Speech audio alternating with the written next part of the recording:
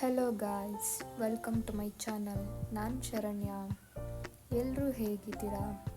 I hope ನೀವೆಲ್ಲ ಚೆನ್ನಾಗಿದ್ದೀರಾ ಅಂತ. ನಾನು ಮಾರ್ನಿಂಗೇ ವ್ಲಾಗ್ ಸ್ಟಾರ್ಟ್ ಮಾಡ್ಕೊಂಡಿದ್ದೀನಿ. ಇವತ್ತು ಯಾಕೋ ಗೊತ್ತಿಲ್ಲ, ಬೆಳಗ್ಗೆ ಎದ್ದಿದ ತಕ್ಷಣವೇ ತುಂಬ ತಲೆನೋವ್ತಾ ಇತ್ತು.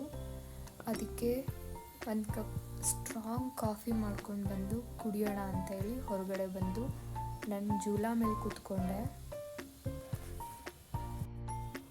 ಮಾರ್ನಿಂಗ್ ಟೈಮಲ್ಲಿ ಯಾವುದೇ ಡಿಸ್ಟರ್ಬೆನ್ಸ್ ಇರಲ್ಲ, ಪೀಸ್ಫುಲ್ಲಾಗಿರುತ್ತೆ ನೇಚರ್. ಅದರಿಂದ ನನಗೆ ಹೊರಗಡೆ ಬಂದು ಕೂತ್ಕೊಂಡು ಕಾಫಿ ಅಥವಾ ಬೇರೆ ಏನೇ ಕುಡಿಯೋದಿದ್ರೂ ತುಂಬ ಇಷ್ಟ ಆಗುತ್ತೆ.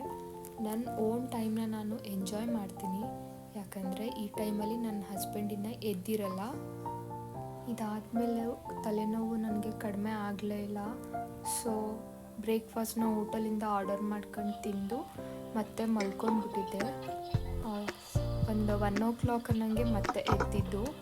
ಆವಾಗ ಸ್ವಲ್ಪ ತಲೆನೋವು ಹೋಗಿತ್ತು, ಹಾಗಾಗಿ ಲಂಚ್ ಪ್ರಿಪೇರ್ ಮಾಡೋಣ ಅಂತ ಹೇಳಿ ಬಂದಿದ್ದೀನಿ. ಇವತ್ತು ನಾನು ಕ್ಯಾಪ್ಸಿಕಮ್ ಪಲ್ಯ ಮಾಡೋಣ ಅಂತ, ಕ್ಯಾಪ್ಸಿಕಮ್ ಪಲ್ಯದ ಜೊತೆಲಿ ದೋಸೆ ಬಿಡೋಣ ಅಂತ.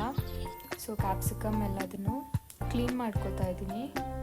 ನಾನು ಕ್ಯಾಪ್ಸಿಕಮ್ ಪಲ್ಯನ ತುಂಬ ಸಿಂಪಲ್ ವೇನಲ್ಲಿ ಮಾಡ್ತೀನಿ, ನೋಡಿ ನಿಮಗೂ ಇಷ್ಟ ಆಗ್ಬೋದು.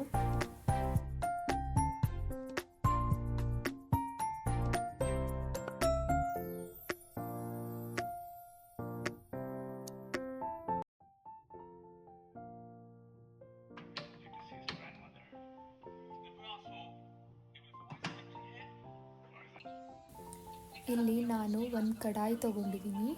ಅದಕ್ಕೆ 1-2 ಟೇಬಲ್ ಸ್ಪೂನ್ ಆಗೋಷ್ಟು ಎಣ್ಣೆ ಹಾಕಿ, ಎಣ್ಣೆ ಕಾದ್ಮೇಲೆ ಸ್ವಲ್ಪ ಜೀರಿಗೆ ಮತ್ತು ಸಾಸಿವೆ ಹಾಕಿ ಅದು ಚಟಪಟ ಆದಮೇಲೆ ಸ್ವಲ್ಪ ಕರಿಬೇವಿನ ಸೊಪ್ಪನ್ನ ಹಾಕ್ಕೋತಾ ಇದ್ದೀನಿ. ಕರಿಬೇವಿನ ಸೊಪ್ಪು ಸ್ವಲ್ಪ ಫ್ರೈ ಆಗಿದ ತಕ್ಷಣವೇ ಆನಿಯನ್ ಹಾಕ್ಕೋತಾ ಇದ್ದೀನಿ. ಆನಿಯನ್ ಫುಲ್ಲು ಫ್ರೈ ಆಗೋದೇನು ಬೇಕಾಗಲ್ಲ, ಸ್ವಲ್ಪ ಫ್ರೈ ಆಗಿದ ತಕ್ಷಣವೇ ನಾನು ಅದಕ್ಕೆ ಕ್ಯಾಪ್ಸಿಕಮ್ನ ಹಾಕ್ಕೊತಾ ಇದ್ದೀನಿ. ನಾನು ಇಲ್ಲಿಂದ 2ರಿಂದ 2.5 ಆಗುವಷ್ಟು ಕ್ಯಾಪ್ಸಿಕಮ್ನ ಹೆಚ್ಚಿಟ್ಕೊಂಡಿದ್ದೆ.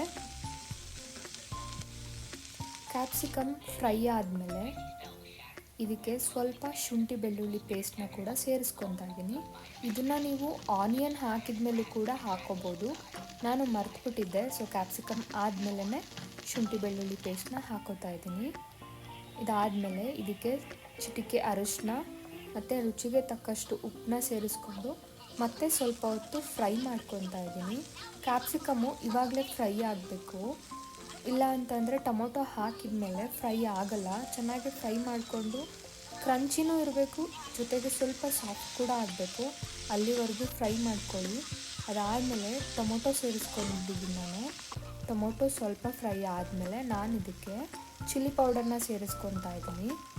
ನೀವು ಬೇಕಂದರೆ ಮೆಣಸಿನ್ಕಾಯಿನ ಕೂಡ ಸೇರಿಸ್ಕೋಬೋದು. ಮೆಣಸಿನ್ಕಾಯಿ ಹಾಕ್ಕೊಳ್ಳೋದಾದರೆ ಆನಿಯನ್ ಹಾಕ್ಕೊಂಡಿದ್ದ ತಕ್ಷಣವೇ ಹಾಕ್ಕೊಳ್ಳಿ. ಆಮೇಲೆ ಲಾಸ್ಟ್ ಟಚಪ್ಗೆ ನಾನು ಸ್ವಲ್ಪ ಲೆಮನ್ ಜ್ಯೂಸು ಮತ್ತು ಕೊತ್ತಂಬರಿ ಸೊಪ್ಪನ್ನ ಸೇರಿಸ್ಕೊಂಡು ಸ್ವಲ್ಪ ಕೈ ಆಡಿಸ್ಕೊಂಡ್ರೆ ಕ್ಯಾಪ್ಸಿಕಮ್ ಪಲ್ಯ ರೆಡಿ ಆಗುತ್ತೆ. ತುಂಬ ಸಿಂಪಲ್ ಇದು, ತುಂಬ ಟೇಸ್ಟಿಯಾಗಿ ಕೂಡ ಇರುತ್ತೆ. ನನ್ನ ಹಸ್ಬೆಂಡ್ಗೆ ತುಂಬಾ ಇಷ್ಟ ಆಗುತ್ತೆ ಈ ಪಲ್ಯ. ಮತ್ತು ನಾನು ಈಗ ದೋಸೆ ಬಿಟ್ಕೊತಾ ಇದ್ದೀನಿ.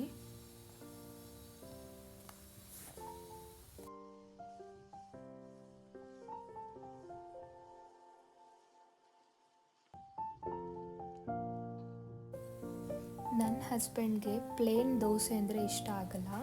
ಅದಕ್ಕೆ ನಾನು ದೋಸೆ ಮೇಲೆ ಸ್ವಲ್ಪ ಚಟ್ನಿ ಪುಡಿನ ಸ್ಪ್ರಿಂಕಲ್ ಮಾಡ್ಕೊಂಡಿದ್ದೀನಿ. ಜೊತೆಗೆ ಸ್ವಲ್ಪ ಬಟರ್ ಕೂಡ ಹಾಕ್ಕೊಂಡಿದ್ದೀನಿ. ಇದೆರಡರ ಕಾಂಬಿನೇಷನ್ ಸಖತ್ತಾಗಿರುತ್ತೆ, ತುಂಬ ಟೇಸ್ಟಿಯಾಗಿರುತ್ತೆ ದೋಸೆ.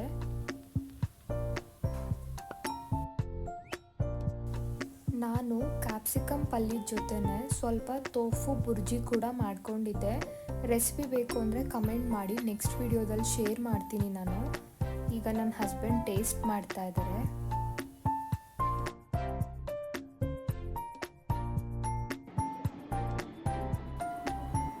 ಈವ್ನಿಂಗ್ ನಾನು ನನ್ನ ಹಸ್ಬೆಂಡ್ ಐಸ್ ಕ್ರೀಮ್ ತಿನ್ನೋಣ ಅಂತ ಹೇಳಿ ಹೊರಗಡೆ ಬಂದಿದ್ವಿ. ಇಲ್ಲಿ ನನ್ನ ಹಸ್ಬೆಂಡ್ ಆರ್ಡರ್ ಮಾಡಿದ ಐಸ್ ಕ್ರೀಮ್ ಬಂದಿತ್ತು. ನಾನು ಆರ್ಡರ್ ಮಾಡಿದ್ದು ಇನ್ನೂ ಬಂದಿರಲಿಲ್ಲ, ಹಾಗಾಗಿ ಬರಲಿ ಇಬ್ಬರು ಜೊತೆಲೇ ತಿನ್ನೋಣ ಅಂತೇಳಿ ವೆಯ್ಟ್ ಮಾಡ್ತಾ ಇದ್ದೀವಿ. ನನ್ನ husband dry fruits sundae order ಮಾಡಿದರು. ನಾನು sizzling hot dark chocolate sundae order ಮಾಡಿದ್ದೆ. ಎರಡೂ ಐಸ್ ಕ್ರೀಮ್ ತುಂಬ ಚೆನ್ನಾಗಿತ್ತು. ಇದ್ರ ಜೊತೆ ಈ ವ್ಲಾಗ್ನ ಇಲ್ಲಿಗೆ ಎಂಡ್ ಮಾಡ್ತಾ ಇದ್ದೀನಿ. ಈ ವ್ಲಾಗ್ ಇಷ್ಟ ಆಗಿದ್ದರೆ ಒಂದು ಲೈಕ್ ಕೊಡಿ, ಮತ್ತು ಯಾರ್ಯಾರು ಸಬ್ಸ್ಕ್ರೈಬ್ ಮಾಡ್ಕೊಳ್ದೆ ನೋಡ್ತಾ ಇದ್ದೀರಾ ಎಲ್ಲರೂ ಸಬ್ಸ್ಕ್ರೈಬ್ ಮಾಡ್ಕೊಳ್ಳಿ. Thank you for watching. Bye.